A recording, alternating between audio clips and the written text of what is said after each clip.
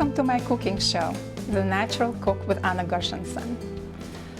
I'm very excited about the area I live in, the Berkshires.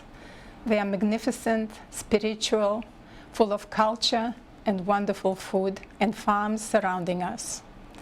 So today I have a very special guest, Susie Konecki, who is the manager of the Cricket Creek Farm in Williamstown, Massachusetts. I have learned about Cricket Creek Farm very soon after I moved here. So I learned that you were selling raw milk from grass-fed cows. And what did I do? I ran straight to it to see where it's all happening and became a patron right away. So Susie, we would really love to hear more about how you got here and what is so special. But in the meantime, I'll introduce my viewers to what we are going to be cooking today so that we can start cooking and talking while we do that. So because the warm weather is here and we don't want to eat foods that are hot, we want them light and flavorful. So using the cheese from Cricket Creek Farm, I decided to make an eggplant taco, the recipe that I found on the internet. It was a very easy recipe, and if you want to avoid eating grain like bread, tacos, that's wonderful for you. And then we are going to make rhubarb compote with a delicious cheese feta. So Berkshire Bloom, but just kind of like a brie. Cheese for eggplant and feta for the rhubarb. So I will start cutting the eggplant, and in the meantime, Susie, you can start sharing with me everything that makes you excited about the place where you work. Well, thank you for having me. It's a pleasure to join you and to watch you cook. So I came to Cricket Creek about 5.5 years ago.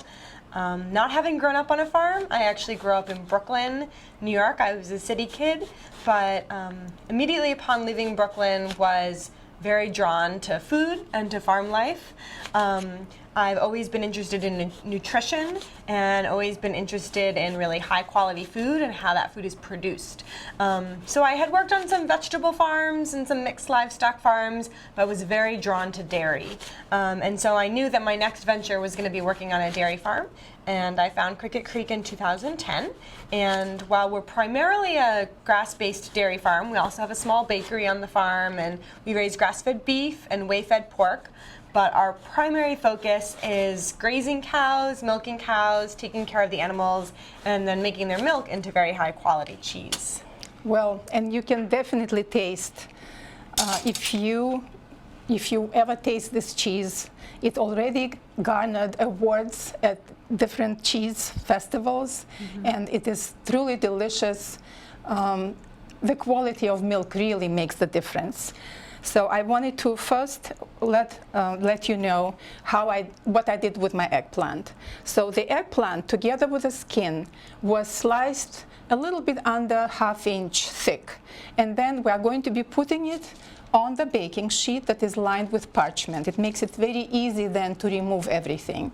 So we'll place our eggplant and try to space it in a way that it takes up all the space on your baking sheet, kind of like working in a puzzle. And then Susie is going to help me salt it and oil it, and then we'll bake it. So Susie, first you'll take some salt, and this kosher salt, very sweet and doesn't clump, and you just with one hand drizzle and with the other spread. Great. Just like I'm doing. And then once you do it on this side, you'll flip it over and do it on the other side. And then we'll proceed with oil. And the reason, please go ahead. The reason that we are putting the salt is that, first of all, we are seasoning the eggplant. Second of all, we are drawing out the liquid. Eggplant is full of water, and and that really helps us, because once these beads of water appear, then it will be much easier for us to spread the oil on the surface of eggplant. And if you fry it, then the eggplant will absorb as much oil as in the skillet, and you don't really want that. And this is a technique that I developed where I roast it on two sides in 400-degree oven, flipping it halfway for about 8 to 9 minutes on one side until it is soft. You don't want it to fall apart, but you want to make sure that it is soft. And then we are going to be putting the cheese, the Berkshire Bloom, and herbs, and kind of like making a taco out of it and eating it. And it's going to be really, really yummy. And cheese is going to be melting into the warm eggplant, and it's going to be really delicious. So now I can see that you are done. Wonderful. Keep doing, right? Just have a so couple more. you did it on both sides, right? Okay. So now that the seasoning is done, we are going to dip our fingers. You can use a pastry brush if you want to, but it's so easy to use your fingers. And because, yes, now I'll flip it again, because see, the water is there. The water is getting drawn right out of the eggplant. Can you help me flip? Absolutely. Thank you. Okay. All right. So you see, the moisture is there, and it will blend with the oil. And you will just go like this, like dip it, and then spread it. So Great. go ahead. On both sides? Yes, you'll do one side first and then the other. So eggplant is actually a fruit, even though we treat it as a vegetable. It came to us from India in the 15th century, and it came to us through Thomas Jefferson. You know how much he loved all kinds of new foods, and he was getting seedlings and seeds from all over the world. And at Monticello, he actually experimented with eggplant, and that's how eggplant came to us. So, Susie, you're doing a wonderful job, even though, yes, you said that you're not really a cook, but your hands are really wonderful at doing just as well as I would be doing it. So after Susie is done now, we'll stick it in the oven, like I said, for 8 to 9 minutes. Okay, Susie, so tell me more about the cheeses that you make. So we make several different kinds of raw milk cheeses and pasteurized milk cheeses. So some of them are more longer aged and some of them are younger. The two cheeses that we have here today are the feta and the Berkshire Bloom, and those are both fresh young cheeses that are just perfect for summer weather. They're actually our two most popular cheeses in the summer weather because they're great with foods that are minimally cooked, great on salads, great to just slice and eat when you want a little snack. Yes, and that's where I want to tell you, a little bit about feta. I was thinking what recipe to create around this wonderful cheese. I tasted it, and it was very creamy, not too salty, not too strong. And I know that it's great, when tomatoes come, to just get like salads going with tomatoes and cute eggplant and with some fresh herbs, and just throw in feta there, or salads with green beans and olives and feta and dill and a little bit of red onion. But I decided that since we are in the season with rhubarb, because it's already now farmers markets, and rhubarb is something that is beloved in our area, I thought that I'll make kind of like a compote or cold soup.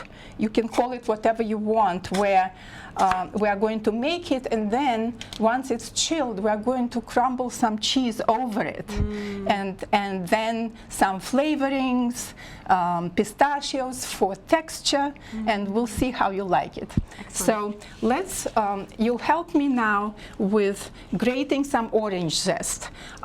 We'll use freshly squeezed orange juice, and then some water. And you can start grating the orange zest for me. Great. Right here. Okay.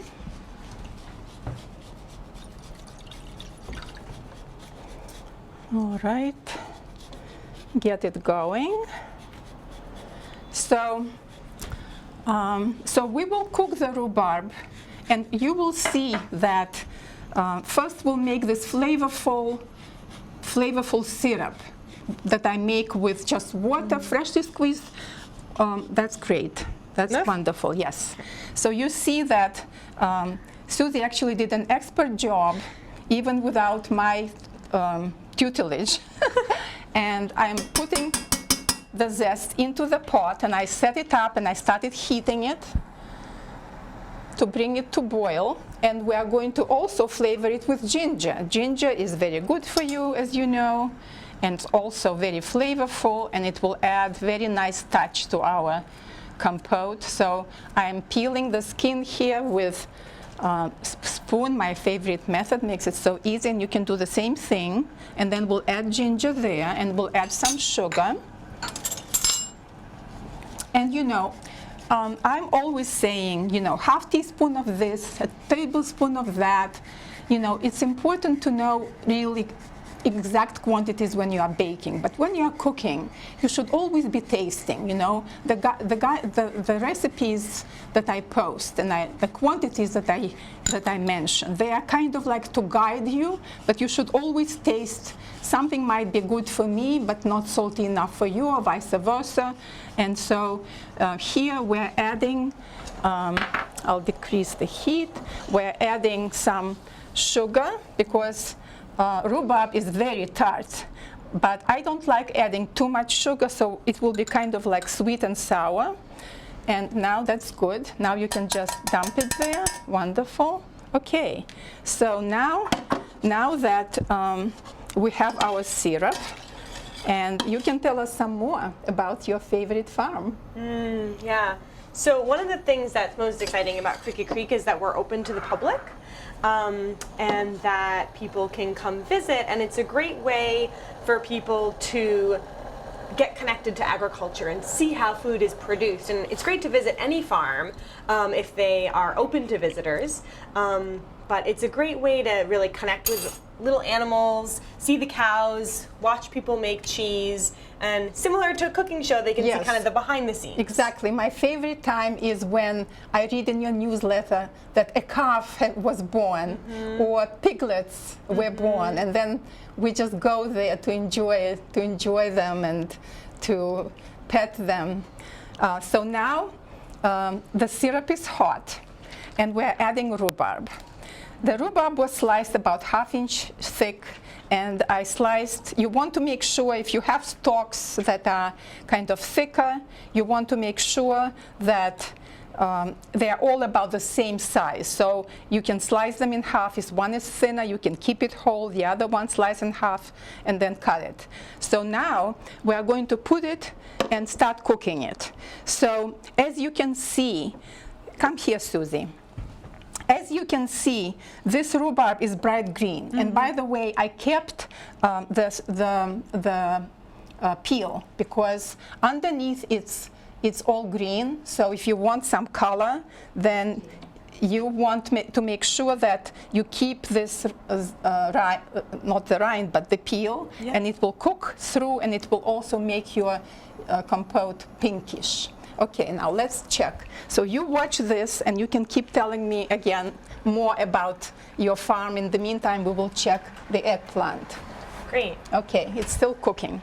Okay, so let's switch places. Okay. Yes. So one of the things that I think makes the cheese that's produced at Cricket Creek so special is that it's so simple.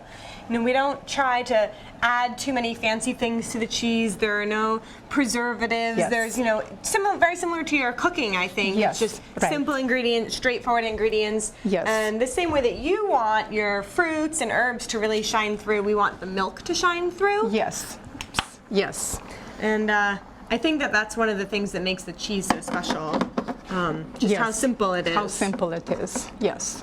Well, how did you, I know that you started with just a couple of cheeses, and then you have just exploded with a variety of cheeses that you are making. Tell me more about this.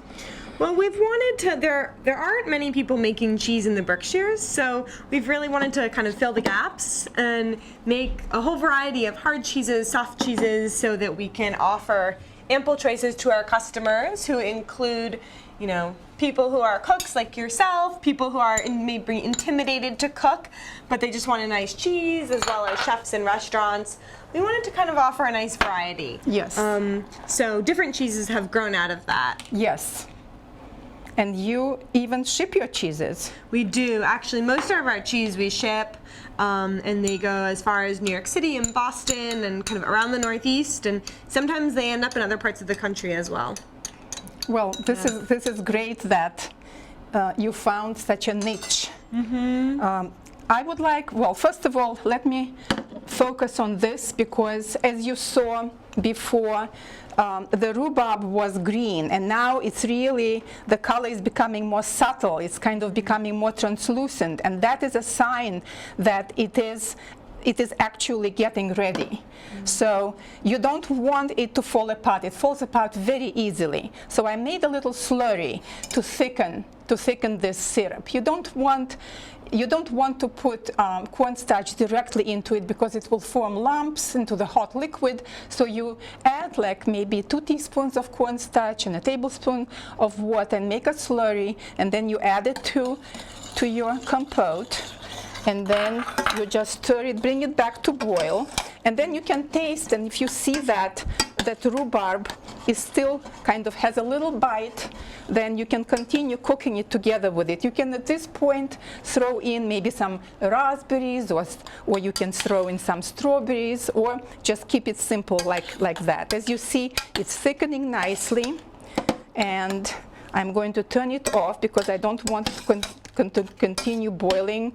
As I told you before, anything hot continues cooking, even when you turn off the heat. So I'm going to taste to see what the texture is like. It's good.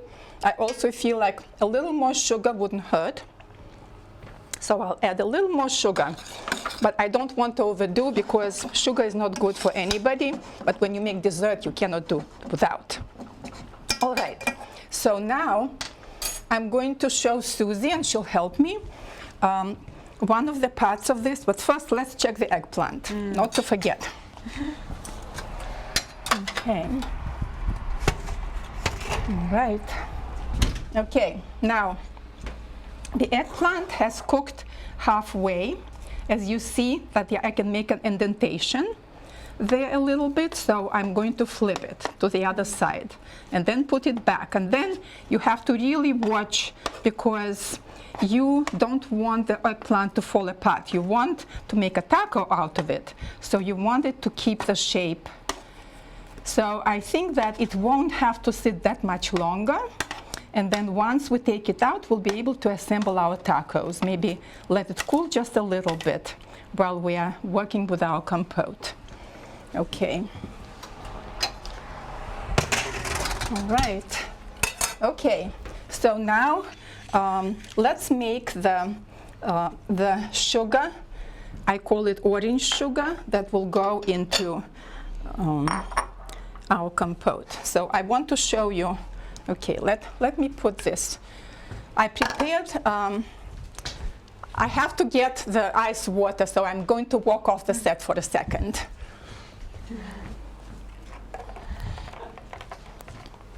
Okay, so I want to chill my compote quickly, so I'm going to dip it into ice water, and it will happen very quickly then, because since I'm adding cheese, I don't want cheese to be like melting into it. I want it still to keep its shape. So let's put it in the back. Okay, so one of the things that will go on top of this rhubarb compote is crumbled feta, and you can help me to crumble it. So you know how to do it. And then another thing will be chopped pistachios. They will add nice crunch. So I will just chop them, and everything will be smooth and soft, and so pistachios will be wonderful. And then we'll also prepare, in the meantime, mint will go on it as well. So I'll take some mint leaves, and I'll shred them thinly, and we'll sprinkle them on top. So these are kind of our adornments and yummy, yummy things to finish our compote. Okay, and one more thing that is wonderful, because we already have orange flavor in it. So I made orange sugar. The best sugar to use is raw sugar because it has bigger granules. And what you do, like what Susie just did, you would grate some orange zest. Go ahead. And then, right into yes, there? I'll put it in separately so that we don't use the whole thing. Just grate it. And then with your fingers, you will just work it in, and the flavorful oils will go into the sugar and will perfume it, and then it will impart its wonderful flavor and a little more sweetness to your compote. Okay, great. So now, do you want to wipe your fingers? Sure. Yes. Right. Work it in.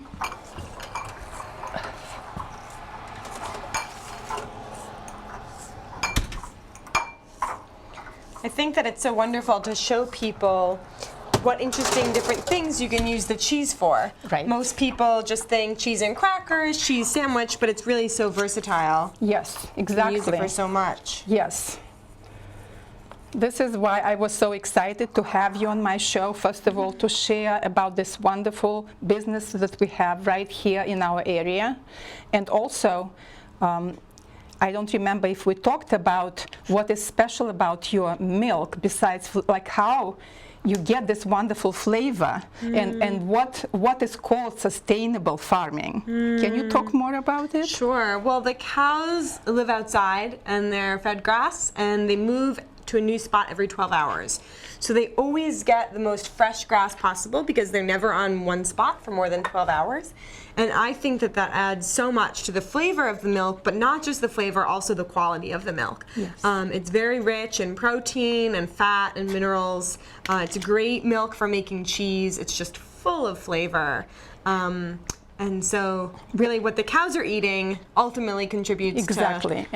Well, we need to remember that what the cows are eating, we are eating. Yeah, absolutely. That whatever diet the cows are on, we don't really give it much thought, but whatever diet the cows are on, that passes into our body. So grass-fed cows are actually, grass has omega-3. So when they're not fed with grain, which is source of omega-6s that causes inflammation in your body, that's something that we probably don't even think about. Right. So that's important piece of knowledge. All right, so I think that, let me check this quickly. Okay. All right. Okay. Our eggplant is almost done.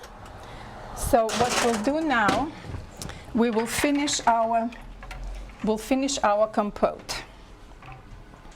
Okay. So Beautiful we'll glass. cook the compote, What a color. and then we'll sprinkle with some feta and our pistachios. I'm looking what I did with them. They're right there. Okay, pistachios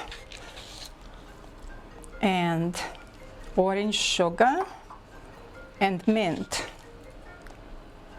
Isn't it beautiful? And we are going to taste it soon. That's gorgeous. Okay, so now we are going to our eggplant. Let's make room for it here. Okay. All right, so now I'll show you how to assemble the eggplant. And what we are going to do, we have our herbs, which is cilantro and basil. I chopped them up. So you will take your eggplant, and I already pre-cut the brie, and you will take it and put a piece of brie inside. Let me see, for taste, I want to see whether this is seasoned enough, and the rest of them, then I'll know. Yeah, it's seasoned nicely. So we'll put a piece of cheese, and then we'll put some herbs. And I brought some radishes for texture. If we put some slices of radishes, it will, against soft eggplant, it will give us some bite, which will be very nice. So we'll put it like this, and then we'll take the next one, and then put cheese and a little bit of herbs and radishes, and wrap it, and keep going like that. Here you can put even 2 pieces of cheese, because it's a bigger piece. And then you can eat it as a taco, and it's going to be very delicious and nutritious. Okay, so how do you work on delivering your message to customers? I know that a lot of them are very excited. You live in a community that supports you. Yeah, that's a great question. One of the most important things for me is communicating with our community about what it takes to produce food and what they can do with food like this. So we attend farmers markets where we like to talk to customers and get out and interact. You know, people are welcome to come to the farm at any time and learn more about how we raise the cows and how we make the cheese. People can find information online about the farm. And you know, there's just so many great farms in the Berkshires that all, for the most part, are looking to tell their story. Yes. And looking to share with customers. And just interested people, whether they're customers or not. And really, the Berkshires are just such a resource for knowledgeable farmers and great cooks.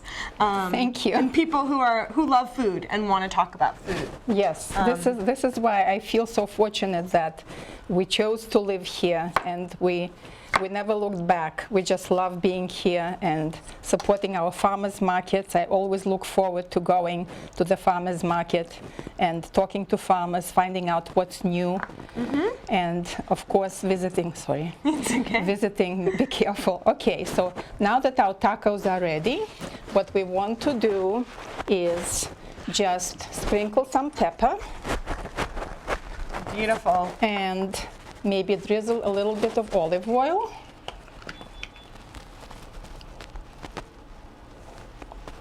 And you can squeeze some lemon juice. So I brought this very special pomegranate syrup that is tart, and it's going to be great drizzled on top.